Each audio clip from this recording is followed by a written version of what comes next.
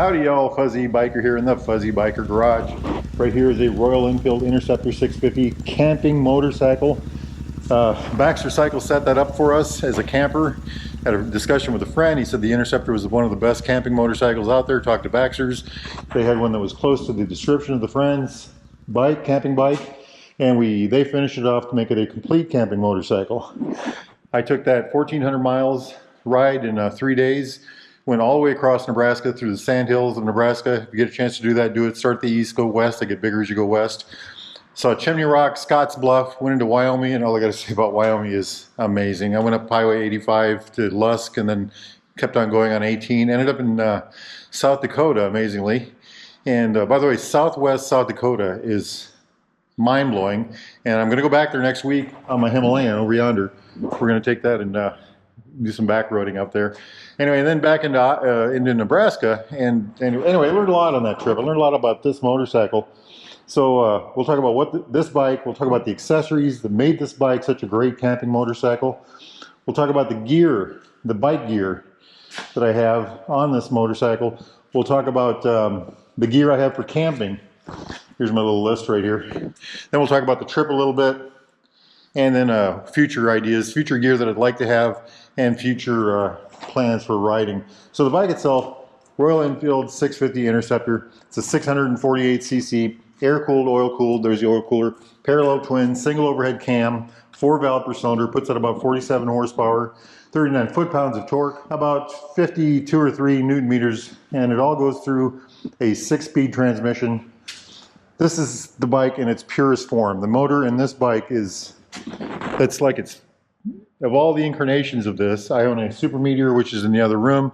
There's the Shotgun, there's the Continental. This is, I think, the purest form of this motorcycle. By the way, here's the 6-speed transmission, the shifter anyway. The bike has a 55.1 inch wheelbase. That's about 1,400 millimeters. It weighs about 470 pounds. It's 213 kilograms. Has a 3.6 gallon fuel tank, which I believe is 13.5 liters or something like that.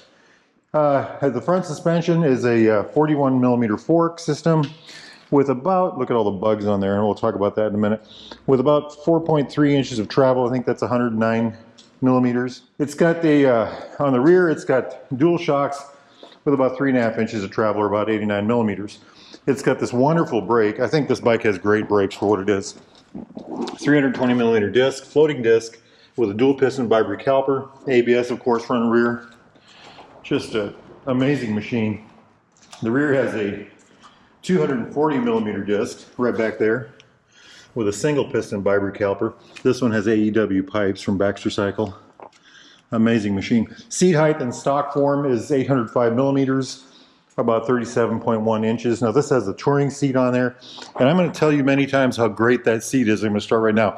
That is one of the best long ride seats I have ever rode on. It made the trip. I did 450 miles the first day, 500 some odd miles the second day, and whatever it is to get to 1,400 plus miles the third day. And that seat was heaven. So that's what the motorcycle is. Things that they did to this bike, add-ons. Well, let's start out with this. This is an add-on. This is a knee pad add-on right here. The pipes are an add-on, the AEW pipes, great sound, amazing sound without being too loud. But the important things that we need to talk about, the biggest thing would be, I'm going right back to that seat. Let's see right there, there's the tag, touring seat. That thing, I don't know if it's gel, I don't know what it is, but you know, you can use the whole seat to go back and forth. You have lots of options for sitting. It was very, as I was going, this can sound weird, as I was going down the road for mile after mile, you know, you're sitting there thinking, what the heck is this thing I'm sitting on? How come I'm not uncomfortable? I got back last night at 1,400 miles. I could have hopped back on this bike and rode again. I mean, I'm going to ride it today. That seat is just that good. Next thing to talk about, this is a new product from Royal Enfield. I intentionally left it dirty. This is a new Royal Enfield windshield specifically made for the Interceptor and the Continental GT. It worked grand. I mean, look at all that. I'll clean that off here in a bit, but it worked amazing. So it kept the air off of me from here down. My helmet was still in the air. When I stood up, it got clean air, but so it was a little dirty air, but it wasn't buffety air. It was very comfortable air to be in. It was a very good thing. Should it be bigger? Well, I always seem to like a bigger windshield, but I think it worked really well as it is. So I don't want to say anything bad about it. I think it worked very well as it is. You can get these from BaxterCycle.com. They just came out, and like I said, look at all those bugs would have been on my chest. Let's look at it from this angle. I mean, look at that. You know, that's 1,400 miles of riding right there. But no, that was a big plus. I think that was a big plus. So the seat, the bar risers were another one. Baxter's put these bar risers on here. That was another big plus because that gave me, so the seat was comfort. This is wind protection and comfort. The bar risers were comfort. You know, that gave me another level of just a little more easy to be on the bike for a long period of time.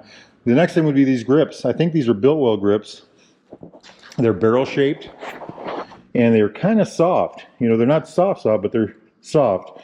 And that made holding onto the bars for this motorcycle mile after mile after mile, just, you know, little things like that mean a lot on a long ride. Now I'm going to get to the big one here. They're kind of a big one because they're expensive. And that's these Royal Enfield mirrors, bug-covered mirrors. I've looked at these for years. I've rode with them many times, but always on short trips, 8, 12, maybe 20 miles. And I've always thought they're very good mirrors. The optics are perfect in them. No matter how you look at them, they're just, you know, the optics are always perfect in them. And they look good, and they're very light. These are about a third the weight of the normal, you know, they're aluminum. They don't vibrate. And so, you know, casually look at them, they're pretty darn good mirrors. Now go on a 1,400 mile ride, and they become golden. And why is that? Well, we make split-second decisions based on little bits of information while riding a motorcycle. Switch lanes or not switch lanes. Go do this, go do that.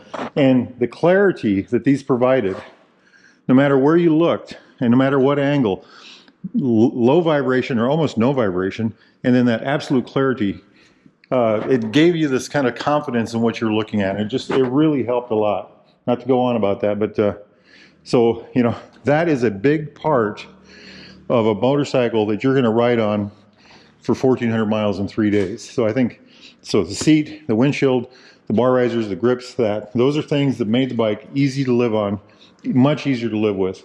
Something I wish I would have had, and I don't know if you can get them for the Interceptor, I wonder if the wider foot pegs would work good on here. My 350 and my Super Meteor have the wide foot pegs on them. I wonder how those would work on here, if you can get them for this bike, because not that I felt these are small, I have two bikes with those wide foot pegs, and I think they might add to the, you know, somewhere to put your feet, a little more room, a little more comfort. I think that might be a nice add. So far that's the one add I guess I talk about. This bike comes with a rack on the rear. Look at that bag, isn't that cool? That's a Royal Enfield bag. Great big rack on there. It's an oversized rack. I'm not sure what brand it is. I know they got it from Royal Enfield. It's a very nice rack, holds gear very well. But more importantly are these bags. So these are on a rack system here. You unsnap this, and the bag just pulls right off the back. So they go in and off very easily. I didn't have them off, I didn't need to. The other thing they do is, I think they're waterproof, but look at this. You unhook that, you unsnap this on both sides, and then they roll up. So you can get all kinds of stuff in there. You know, check that, those are my winter gloves.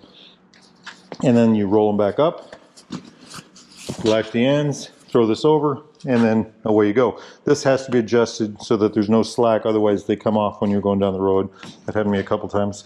But as long as they're adjusted right, and they're very easy to adjust, they work perfectly. I like these bags a lot, and I think I could live with those on my Himalayan. I keep looking for different bags for my Himalayan, and these might be the ones. I like soft bags. If I ever drop my motorcycle, I don't have to worry about damaging, you know, very expensive bags. So the bags, the back rack. What else should I cover on this real quick? These are my Royal Enfield. I love these gloves. These are the vented ones. The air blows right through them. I wore these almost the whole time. When I got up in the mountains, it got cold. I wore these Tourmaster gloves. I think they're called Polar Techs. Yeah, and these were just awesome.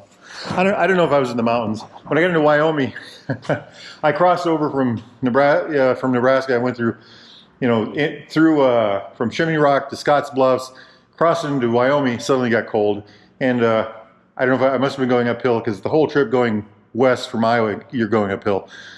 And so I pulled over and I put the fluffer. Let's see if I have that here. This is my fluffer for my Royal Enfield Nervic jacket. I put that in my Royal Enfield Nervic jacket, which is here, and we'll talk about that in a minute. And I put those gloves on, and I was so comfortable. You know, other things to talk about, I just would like to say I did like the pipes. I love the way they sounded. They weren't over loud. They had a very good sound when you know, opened it up and gave it a go and all that neat stuff. I got, fuel-wise, my first tank I got in the 40s, and my last tank I got in the 40s, and that's because I was on the interstate on both. You know, I was, in the beginning I did about, I can't remember, 50 or 60, 60 or 70 miles of interstate, and then on the way home it was a little bit more, maybe 70 or 80 miles interstate. And those 2 tanks of gas, on the interstate you're going 80, 85, 90. Those 2 tanks of gas were in the 40s. The rest of the trip I stayed between 65 and 75 on the main roads, maybe a little less every now and then, but 65 to 75 almost the whole time, maybe touch 80 every now and then. And I was getting 57, 58, 59 miles a gallon. One tank I got 61.5 miles a gallon, which is just amazing. So, you know, 3.6 gallon tank, but you get 55, 60 miles a gallon. That means you have loads of range. I had one tank where I got 185 miles between fill-ups. And you know, get out there. I planned to fill up sooner. Here's a little town that I was planning to fill up. Gas station was there, just like the app said, but it was closed. Next town, 10 miles later, gas station was there, closed. Now I'm starting to panic. Get to the next town, there's a gas station, they used it, so thank goodness. Okay, so the motorcycle made the trip. The motorcycle was smooth, it was powerful, it had plenty of power for the roads I was on. On the interstate, it did wonderful, you know. On the 2-lane blacktops, it was phenomenal. Up on the in the mountain areas or whatever those beautiful scenic areas where it performs flawlessly, you know. It was just a beautiful thing. It just, in the campgrounds, I rode through campgrounds and back roads and a little bit of sandy roads, you know, excellent handling. You know, this handles like a dirt bike in many ways because it's so light, 470 pounds, you know, whipping around and go do a U-turn or something like that. Just phenomenal, excellent. Driving through the campgrounds, you know, on the grass and hilly areas, and it just did it superbly. And by the way, it's got stock tires on it. So that was excellent. The gear was excellent. You know, the add-ons that Baxter's added, that made this a tour bike, you know. The other thing that was really a big deal, and I mean this sincerely, I think this was just as important to the success of the trip as anything else, was my Royal Enfield Nervic jacket. This gave me excellent weather control. I was warm when when it was cold out. I was cool when it was warm out. This jacket has a big, gigantic back panel here that, you know, you can open all the way up. I think this jacket is good from 45 degrees up to 85 degrees. At about 85 degrees, it starts to get warm, and then that's when I would take it off. When I got into the mountains, it started getting cold. I put the fluffer inside. It's the liner that came with the jacket. I took it with me. It just wraps down to nothing. You know, it's just like a fluffer. And I wore the jacket. So this jacket gives you excellent weather control. I've ridden with this jacket in the rain, miles of rain, probably a couple hundred miles of rain. It's waterproof. It just, you have this weather system wrapped around you. And you know, if it's cold out, it makes you warm. If it's warm out, it makes you cool. You know, when you open all the vents, you get that Venturi effect through you, and it actually cools you down up to about 85 degrees. But and the other thing is, it's got safety features. You know, it's got CE1 armor in the back. It's got CE2 armor in the shoulders and in the elbows. It's got this abrasion-resistant stuff all over it. The whole jacket is CE rated. You know, the zippers, everything is supposed to be strong enough to help protect you the most in a bad accident. So, I am a big proponent of the Royal Enfield Nervic or Carbon Law jackets. Good gear. How about that? Good gear makes for a great ride. And the thing about this gear, including that helmet, we'll talk about that in a second, is that it was what I wanted. I wanted to put it on because it made the ride better. It made the ride more comfortable. It made the ride just an all-around better thing. You know, I really enjoyed the ride better because I had good gear on. Buy it. Pay the money for it. It's worth it. This is something I just got. This is a Shoei Neotech 2 helmet. I got this from Baxter Cycle. They are just a beautiful thing. You know, it's got this modular front end, and incredibly good. Let's open that up. It's got this screen right here that just, if I can get it to work, you know, sunscreen control. It's got excellent wind protection. It just, everything about it works just grand. Very smooth operations. It's got, so this is open and closed for the front, and then it's got a 3-position top vent. So closed, open low, open high. And when you open this, with this open, when you open this, you can feel the air difference in the helmet. You can actually feel it. You know, it's a very well ventilated helmet for the most part. The only time where it started getting a little stuffy was when it got into the 80s. And you can crack this. It's going to be hard to do with one hand. But you can crack this so it's just barely open here. So that lets air through. Also, I noticed there's a different chin vent here, and I have to read up on it and find out what that's for. And it looks like it might be for allowing more air in. But and then this thing opens, I think there's 7 detents. So there's a lot of adjustability. When it got warm out, I would ride around with a big gap in it, and you know, it was just excellent. One of the things about this helmet is it's super comfortable. I've had a lot of helmets in my life, and I've had some really good helmets. This is not only the best helmet I've had, it is by far the best helmet. I mean, it's just above and beyond. And it's, you know, why is that? Well, it's super quiet. It's super functional. Everything on it works really well. It's very aerodynamic. You know, I was talking with a friend about this yesterday. Well, he says, it's a 4-pound helmet. How can that be light? I don't know how it's light. But I do know that when I was riding on the road, it did not feel like a heavy helmet at all. I've had helmets where when you turn your head, you kind of brick you off to the side. This did not do that at all. It's just an excellent helmet. By the way, it's got this ratchet strap on there, which I think all helmets should have now, modern helmets. So, great helmet. Now, a little bit more about the trip. I think I might have gone over it a little bit already. You know, right through the sandhills of Nebraska into Wyoming. Mind-blowing landscapes. Things that are right out of the movies. You know, I don't know if all of Wyoming is like that. I've only been on that very small part. I've only been to Wyoming twice. So this is a new thing to me, and I plan to go back. Same with the southwest corner of South Dakota. You know, I got to both of these places, and I'm looking at my map, and I'm going, hey, you know, I can get to Independence Rock in 2.5 hours. I can get to Sturgis in an hour and a half. I can, you know, that's South Dakota. I can do the Black Hills, and I just didn't have the time on this trip. But you know what? I'm going to go back next week. You know, this is, I think this is Thursday. I'm going to go back probably next Monday or Tuesday, and I'm going to take the Himalayan, and we're going to do a bunch of dirt. So that's kind of the plan for, you know, it was an excellent, amazing ride. You know, found campgrounds easily. Food was plentiful. The people were very friendly. It was just a good time. And I plan on doing that. I plan on going to back out to the Black Hills next week, and then the week after probably Colorado. So, and we'll take that to the Black Hills, and I'm going to take my Super Meteor over to Colorado. So those are future rides.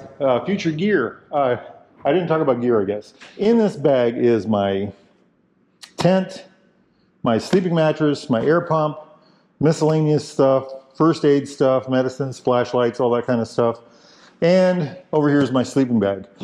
I have a great big sleeping pad. It's like 4 inches thick. It's super comfortable, and it worked great, but it developed a leak on the last night. I woke up about 3 in the morning, had to put more air in it. So I was going to do this anyway. I went out and ordered myself the thinnest, niftiest, highest rated little air mat. I can't remember what it was called, Sleeping Go mat. It's got mixed reviews. People either love it or they hate it, but that should take up a lot less room in this bag. And my goal is to get tent, sleeping mat, sleeping bag, all in this one bag, this Royal Enfield bag. And I think I can do it. The bag is super tough. I got this at Baxter's just the other day. I think it was like 40 bucks maybe. I had this thing just stuffed. I should break it loose here. And I mean, I had to tug on that zipper a couple times to get it closed. It worked fine. I didn't break it. It's got this little side pouch. That's where I've got all my, you know, sinus medicine, headache medicine, my flashlight. And that bag was a real winner. Love it. So my future plan is 2 of these bags. This one with my tent, my whole camp setup, and then another bag with miscellaneous things like clothing, foods, and stuff like that. Well, what about saddlebags? I'll use those if I have them on the bike, but not all my bikes have those. Like the saddlebags on this bike, which I'm going to use next week, are very small. So my goal is to work on a kit to get it down to that size. What kind of tent do I have? I have a Klaus Nature 2-man tent. The first time I used it was this weekend. I've used it twice so far. Easy to set up, roomy. I couldn't believe how roomy it was. And even though it's bigger than my last tent, it had a smaller packaging and a smaller footprint in my bag. The air mattress was a Coleman. It was years old, and we don't even want to talk about that. It leaked, and we're on to bigger and better things. The sleeping bag is a Moligo or Mogo or something like that. And I love that bag. It's thin, but it works very well. And you know, I can sleep in my underwear. You just wanted to hear that, didn't you? Up to 50 degrees, 50 degrees and higher underwear. Anything lower than 50 degrees, I put a pair of long underwear on, and you know, the bag is just comfortable. Future gear would be the new sleeping mat, and I'm toying with the idea of trying to find a smaller sleeping bag. This will compress more. I just didn't compress it more because there was really no reason to. A couple things I want to talk about that were like the unsung heroes of this trip. You know, things that are just mundane but very important. This is a footprint. You know, you put your back on a side stand, you put this down, shove it underneath there, you know, like that. I got that one. Gearhead Junction in Virginia sent me that one. What does it say? Gearheadjunction.com. And beautiful, beautiful thing. I took it, I just put it in this pack here, so I'd get off the bike, unzip, pull it out, throw it down, put the bike on a side stand. I used that with great faith. It worked very well. The other thing, I got my helmet, I needed someone to clean that, and I've been using baby wipes, and I wanted something better. So I went to the, I think it was the auto section at Walmart, and I got these. These are like $2.50 for 20 of them. They work great. They cleaned all the bugs off. They kept it clean very well. There's a trick to using them. You use them wet, wipe it all off, get it all clean. Then I would wring them out so all the fluid would come out of them, and then I would use it again as a drying item, and you know, worked well. All my garbage I put into one of these bags. And, you know, when I got home, I took care of that. So I left no waste, you know, the old leave no trace rule. But had just a fabulous time. A couple things I want to talk about in the future. I've got a 350 Classic. I want to camp on that thing so bad. It doesn't have a windshield. I think I'm going to try to get a trip on that worked in here somewhere, maybe a 1 or 2, you know, Iowa trip. I don't want to ride that bike super far, although I think it would do it. Other motorcycle things to talk about. I need you all to contact Jeremy at Baxter Cycle. Send him an email, a text, Facebook him, something. Just get a hold of him.